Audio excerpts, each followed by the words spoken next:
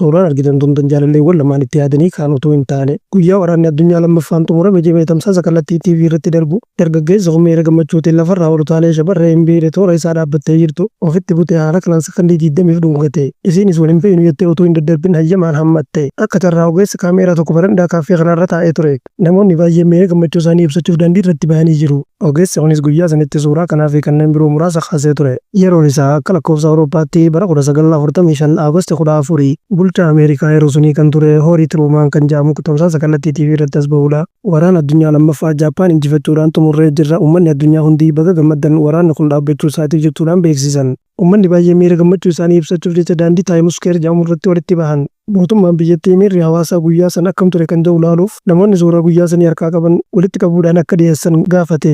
Ogeessi kaameeraa kunis suuraawwan guyyaa san kakaasee walitti qabachuudhaan suuraa takkittii tana addatti barreeffama waa'ee suuraa kanaa ibsu gabaabsee barreessee poostaa kophaatiin qaama dhimmi ilaallatuuf erge.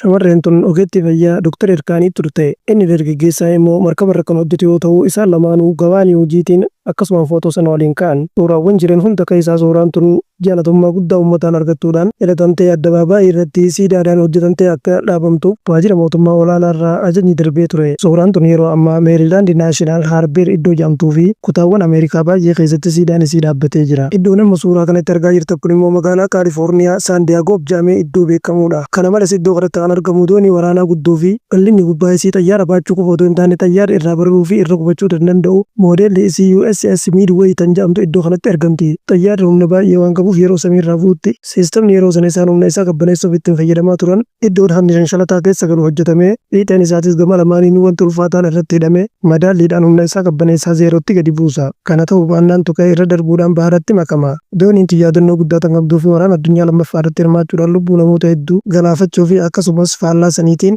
yeroo lammiilee Ameerikaa balaan gurguddaan gahan namoota baay'ee iddoo tokkotti baachuu waan dandeessuuf baattee iddoo tokkorraa gara iddoo nagaatti akka socho'aniif ittiin fayyadamaa turan. Yeroo ammaatti dooniin tun iddoo kana kan dhaabbattuu fi namoonni baay'een daawwachuudhaan kan beekamtu yoo taatu teeknooloojii Ameerikaan yeroo sana irra turtes tan ibsituudha. Viidiyoo kiyya kanarraas kan maaliin xumura guyyaatti aanu viidiyoo biraa qabaddan isin kennuufaan isinis chaayinaala keessa sabiskiraayib godhuuf viidiyoo laayik godhuu fi yaada qabannaa komentii naa barreessuun daggatidha horaafudha.